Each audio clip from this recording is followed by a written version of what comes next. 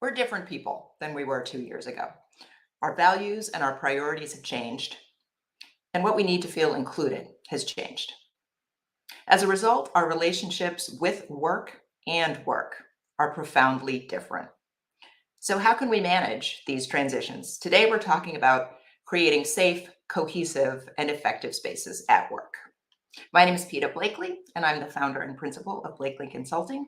Join us for Coffee Time with Masterminds.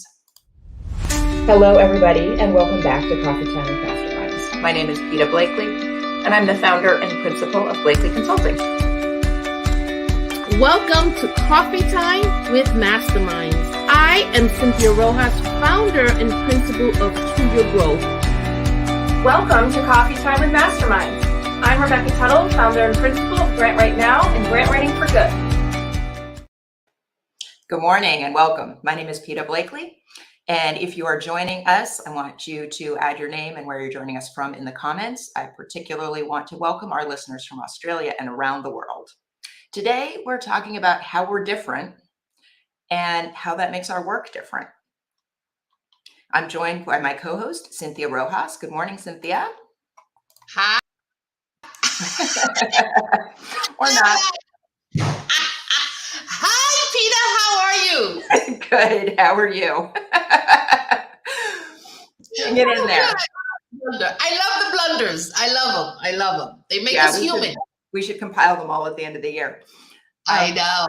Today, we are joined by Lauren C. Nelson. Lauren is the founder and principal at Partner for Impact. She's been featured in the New York Times and LA Weekly and described as the expert consultant when you experience conflict in your workplace. She's a consultant and executive coach who supports leaders and teams to deepen the impact of their work. Thanks for joining us, Lauren. Yay! How are you? Good. I am fabulous, and I love it here. I love the energy. I don't know if it's the coffee that we've been drinking, but and the fact that it's the end of the week. And, amen. Yeah. So one of the things we've talked about, Lauren, is we're just different people than we were 2 years ago. Absolutely. So how is that showing up at work? It's showing up in every single way that you can imagine. In my work, and I'm sure as you all understand, we're all consultants to some degree. We work in more organizations a year than most people probably do in their lifetime. And when you're going in and out of these different spaces, you get to experience a lot of different people. And one common thing that I have seen since the pandemic, one thing that I have seen is that people are not the same. Something shifted that happened that was very deep during the pandemic experience. It was traumatic.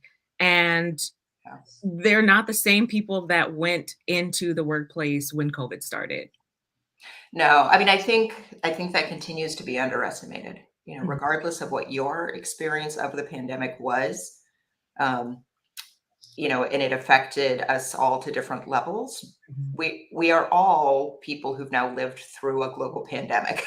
That is just a fundamentally altering experience. And I think it's changed our values and priorities, Absolutely. right? I mean, I observed really early on, people only had bandwidth and capacity to do one or two things. And as a result, they really came to understand what their priorities were. Absolutely. I think in addition to the pandemic, we also, while we were in isolation, we had witnessed the murder of George Floyd. We had an administration that ignited fear throughout the world. And there were other murders before and after George Floyd, but his really gave us the opportunity to say that's it, no more. And it created social unrest, even internationally. So I think if it was the pandemic, that would have felt simpler. But those 2 years were very complex. Lots of fear. Lots of fear. Yes. And one thing that happened was that with the world stopping, everybody was suddenly out of their bubbles in a way.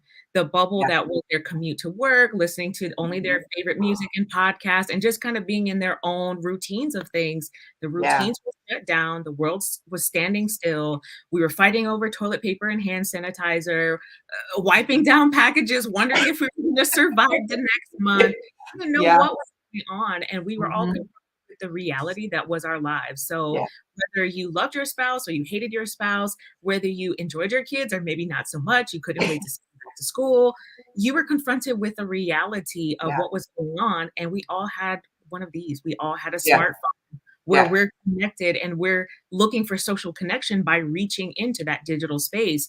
And finally, for some people, seeing what was really going on for certain communities. Yeah, Yeah. I mean, That's really interesting. to give you an example, I know for me, one thing I stopped doing is that I stopped watching the news. Mm. So it really isolated me from the rest of the world. But I did that because that's the only way I can handle that. However, the flip side is that I spent more time connecting with people. So spend more time on Zoom. I spent more time on the phone because I wasn't glued to the television, to all the drama that was happening. So that's an example of how much we've changed. I'm not the person I was in 2019. Absolutely. Totally different. Yeah. I identify with that, Cynthia, because I similarly stopped watching broadcasted news, but I switched over to social media in the sense of like following New York Times and the Washington Post, where they just show the article and it's not all of this tense, hyper stimulating imagery that's constantly running on national broadcasted news. Yeah. Yeah. So how has some of this come through at work? I mean, a lot of us obviously don't even go to the same work that we did pre-pandemic, right?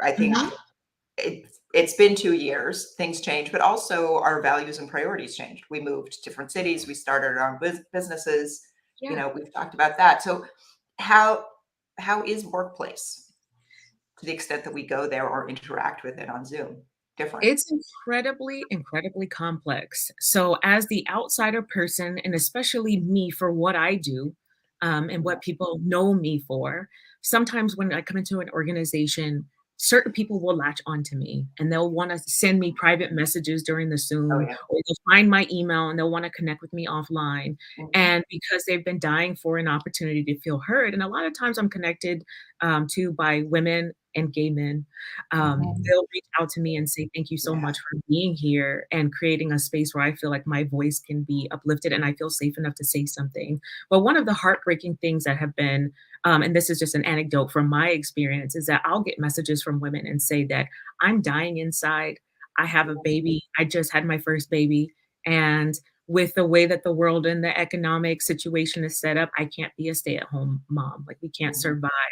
And I feel like I'm dying every day that I come in here. What can I do? Can you help me? Like, is there something, like, people literally will come to me and ask for help on how to exit because they don't want to be there anymore. And it's really crushing, but that happens every day in the work that I do, is that the workplace is woefully unprepared and has not adapted to the reality of what the people are currently experiencing in the work environment. Yeah. I mean, I think some of the conversations that we're hearing are so superficial, right? I mean, people are saying, "Oh, we need everybody to come back because, Mhm. you know, because of our culture," right? But Propaganda. 2020, the pandemic showed us that we could work from home. Like, let's be real about it. Okay. yeah, right. Yes. Yeah. Yeah. Go ahead, Cynthia. Yeah, and so how are organizations responding? Or I'm going to ask that question, and then how should they respond? So they might be responding one way, but what are you finding, and what's working best in terms of all of this stuff that you're hearing? I mean, that story resonated with me really well. Like, I'm dying inside. She's a new mom. Yeah. What are organizations doing? So I can tell you what they're not doing well. And what they're not doing well is listening to the people. So the organizations, you want to think about, like, I call it, the MBA-fication of the organizations, businesses, and the work environment. Everybody has an MBA. I went to business school. I understand it's very cold and objective. You're focusing on a lot of workplaces are built to serve their financial interest and to serve Right. the customers. And then there's like a little attention, let's make sure we don't get sued, right? Let's make sure we Right, don't. I mean, the workers are seen as as an expense. Yeah, Yeah. exactly. They're Yeah. expendable. They come and go. It will, Yeah. there's always people out here. And now Yeah. what we're seeing is a space where you have more emboldened, more empowered people who say, I know my worth. I survived this darn pandemic. I deserve more than what you're giving me. I got to taste what it was like to still accomplish what needed to be accomplished in my work, get paid for it, and get to spend time with my kids. I don't want to let that go. And so I have literally heard people say, I'd rather drive DoorDash, I'd rather take any gig than have to deal with this mess. And so what organizations are not doing are adapting and saying, okay, let's explore what it would look like for us to have a flex work culture where we might have a 4-day work week or a 3-day work week, which according to the data, it shows that that method is actually, I forget who it was. I'm not sure if it was Chick-fil-A, but they experimented with a 3-day work week for their managers recently, and they've had 100% I just read about that. Yeah. retention. I'm like, if I could work for 3 days, Right, and can everybody afford is to talking about how, myself, there aren't enough candidates and they can't get anybody to work. right? Chick-fil-A experimented with essentially like 3 10s or 3 12s. So it's the normal number of hours, but condensed into 3 days, and had more applications than they could process. Simple, like Wow. It yeah. sounds delicious, doesn't it? I could work for 3 days a week and have 4 to myself. I'll give you the best of everything that I have in those 3 days. Right. Yeah.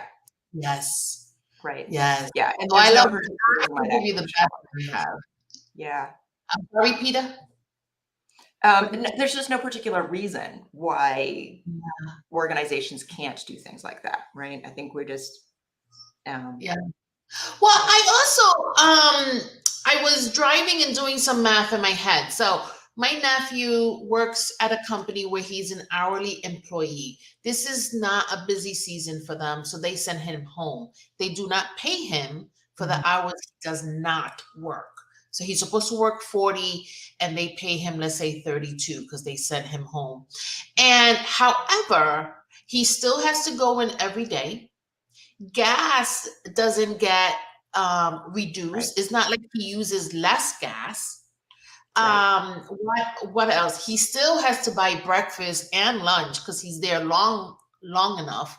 And I'm thinking the only one benefiting here is the employer. Yep.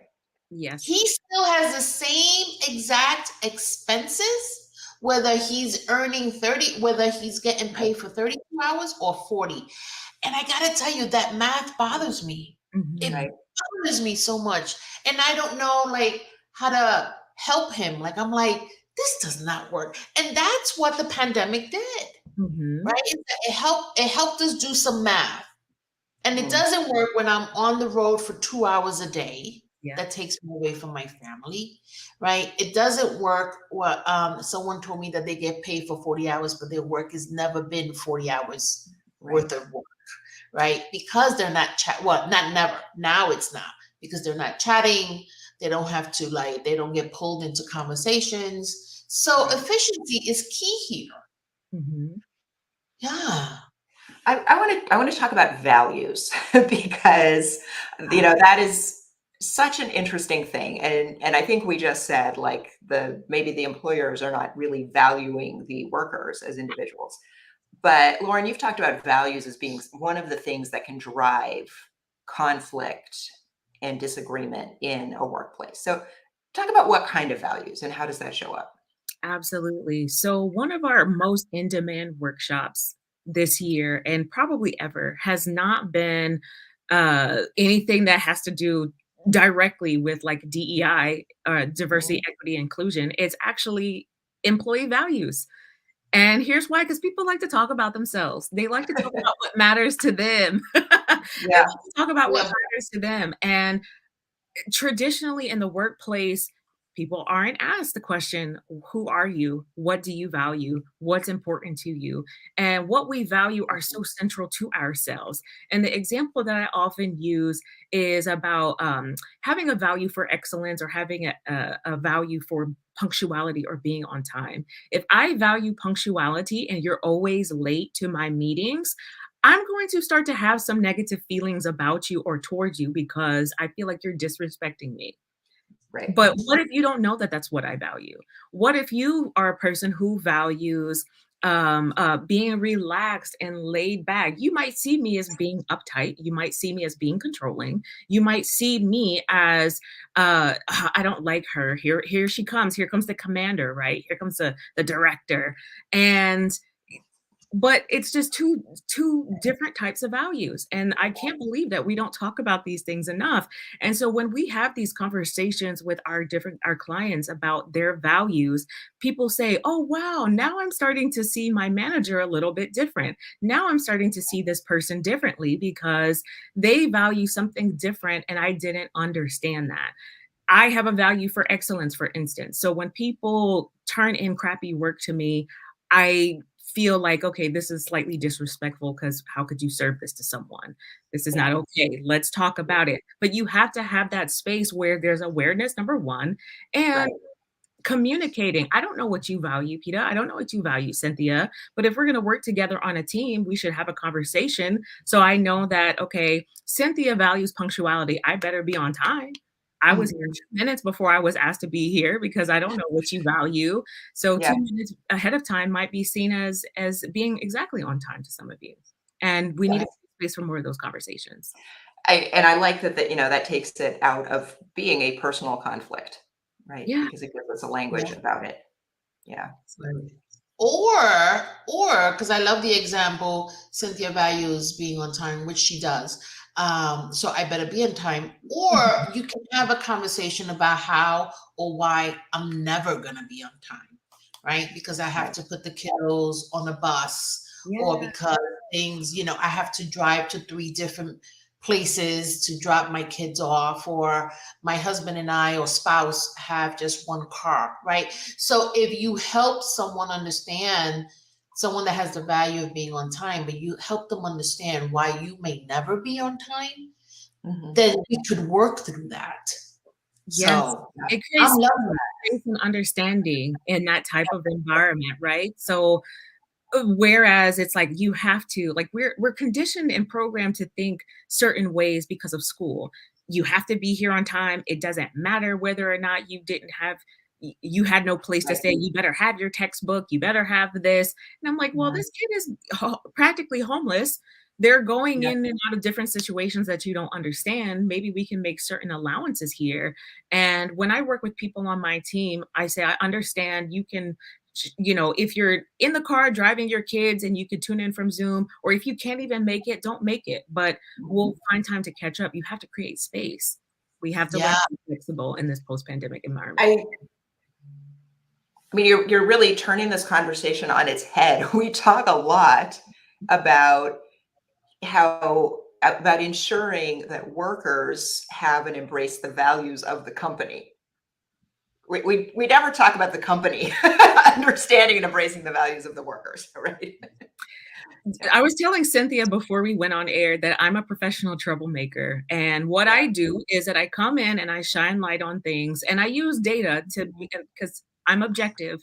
You can argue with the data, don't argue with me. Argue with the data because we collected this data and it's objective. But what I do is I come in and we shine light on what the reality of the organization is. But while I'm there, you can best believe I'm unlocking people's cages who need Yeah. their cage unlocked so they can start to broaden their understanding and start thinking differently.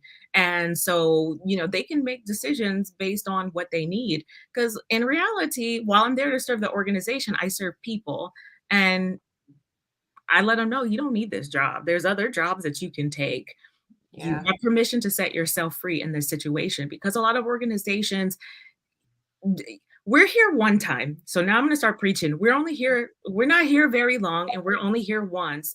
Do you want to wait 10, 15, 20 years in an organization waiting for them to change and to start to treat you like a human being? Or are you going to leave and find a different employer, a different place where you can go and feel valued and respected.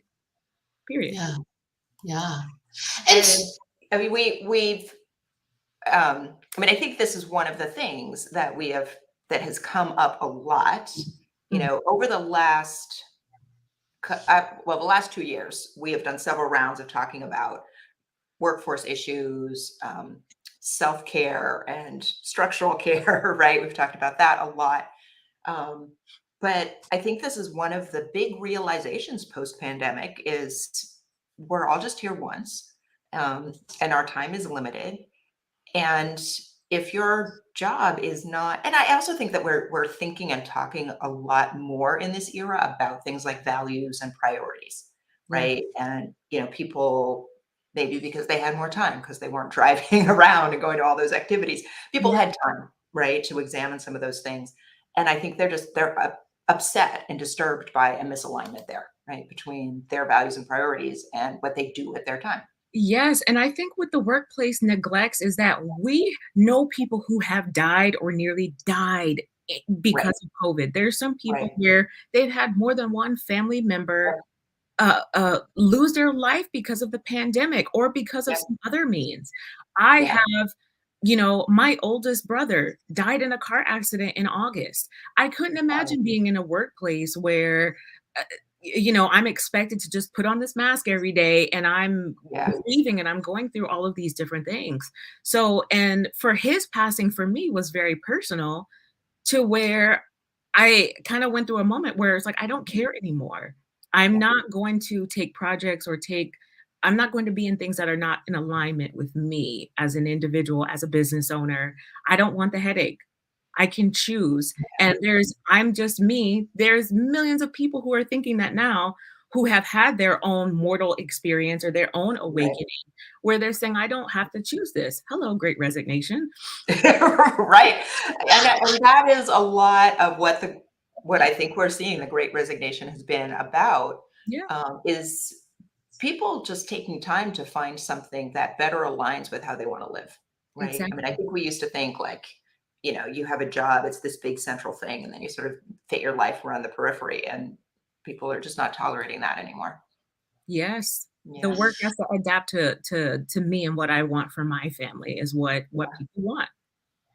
I wonder, because I'm sure people who view this are going to start thinking, well, EDs are probably thinking, oh my God, I have 300 employees. Where do I even begin? And I just finished working with an organization where there was some staff who wanted to work from home and they couldn't allow for that 100%. So there's some flexibility, but not 100% flexibility, where there's some who came in during the pandemic. And so then there's some who want to wear masks and some who don't. There's a lot of variety in people and there's a lot of variety in values. Where does an organization begin? Is my question, Lauren. So Yeah. this is funny because I always say things, if you want something, you will make a way. We're been to the moon, allegedly. We've got stuff on Mars. Yeah, right. It's amazing what we can do and then what we just can't do. Yeah. Right, exactly. I'm like, we can create all of Mhm. these cool and innovative products. We can come up with these cool, automated systems. We can Yep. find a way to make money in business or in an organization. We can find funding. We can find a way. So with Yeah. that being said, keep that same energy when it comes to solving human problems in the workplace. Let's experiment. Let's give ourselves permission to experiment. Okay, maybe we'll try in the office 1 month or do it in regions or in shifts, Mhm. right? So maybe this quarter we'll have some people in the office and then this quarter we'll have some people not be in the office. Like there's different ways that we can try, but we have to give ourselves permission to experiment and co-design. But one of the things that you will absolutely fail at is if you don't listen to the people, the employees in the organization. One of the best challenges. So Peter challenged me. This is very early in our work here, where we were talking about how there's some positions that have to be in the office. And she said, well, what? Give me an example. And I said, the front desk person, the person who greets everybody. And then she said, well, imagine a computer at the front desk where the person is at home and still greeting individuals. And I have to tell you, I was like, ever since then, I realized we can do anything. Yes. You Be can, home. Yeah. McDonald's, you can go in there and place your order on the screen and get your Right. food delivered. Like you could totally have like a Zoom screen type of setup and press a Yeah, button right. from home, Right. and then they can be let in to take the elevator up. We have to be Yeah. more innovative than what we are. And I think I call it Yeah. caveman thinking, to be honest. I'm like, why are we thinking like cave men and women Mhm. or cave people where Yeah. we're limiting ourselves when it comes to solving these problems? Right. Yeah. Yeah. And why are we, why are we ever saying, oh, this is why we always did it, when we're fundamentally different people doing different things, right? Exactly. Because when COVID happened and we had no choice, we were Everything wiping suddenly was possible. we were spraying down Amazon packages with Lysol because we didn't Yeah, know. we didn't know. Everything shut down and we didn't know if we were going to catch this virus that could kill us. Right. And we did what we had to do to still keep things going. Why can't we keep that same energy when it comes Yeah. to redesigning and co-designing a better workforce, a better work environment for the future? Yeah. I mean, I'm just Yeah. gonna stir up the trouble. I don't know. One of the things that you talk about really explicitly is belonging and people having a sense of belonging at work. What could employers or managers do to cultivate a sense of belonging? Is that something we can effect? Sure. So one thing that I hear often is that I have never felt like I belong in the workplace. I hear that all the time. And maybe I know for me, I felt like I didn't belong in a work environment until I found I was working on a team. Shout out to Dr. Tawana Burris from Coach Diversity Institute. I was working under her for a couple of years on her team. And that was the first time that I felt seen, heard, valued, and belonged. But then again, she's in the space of inclusive leadership and diversity, equity, and inclusion. But I always ask the question, what would it look like? I ask the question, or I ask work employers to ask your people, what would it look like for you to feel like you belong here? What does that look like? What does that sound like? What are the policies like? Mhm. What would you experience if you felt like you belonged and you felt like you were included in this space? What do you need? And I was like, these are very simple questions, but people don't ask these questions. Like, what do you need in this moment, Cynthia, to feel like you belonged on this team? Oh my God. You'd be That's surprised that- powerful. yes, you would be surprised the answers that you would get. And then here's the thing: you can ask the question, but you gotta apply and implement it. Yeah, then you have to be willing to follow through. To be willing to apply and implement it. And for some people, as a Black woman, as a woman of color, if I'm on a team, to me, feeling like I belong, if I'm on a team, I don't feel like I belong if there's sexual harassment going on. I don't feel like I belong if there's like undercover, like latent racial things that are be saying. That makes me feel uncomfortable. So if I'm on a team and I want to feel like I belong, then these are some of the conditions that I need. But other than that, like I get along with everybody. But employers are afraid to ask that question, what do you need to feel like you belong? And I bet if you ask that question and you start implementing it, you would see something really different. I love that. I have a quick question. Well, we just have a couple of minutes, but Peter, if I can ask this question. Yeah. I always want to know who's doing it really well. What's the model? Like, who could we look up to? Is there an organization that you know that it's really doing all of this well? So I'm not sure if I can say any organization names to say who's doing it well, but I can describe the characteristics of what is done well. So there is an intentional. So here's the thing. A lot of organizations have like DEI statements and commitments and things like that on their websites. And the reality is on the inside, they ain't doing it. They ain't doing it. And so you do have to do some homework to see what's what. And I believe there's different apps and things like that now. There's Glassdoor, and there's another one called Insider Voices, I think, that specifically focuses on looking at whether organizations are talking their DEI talk.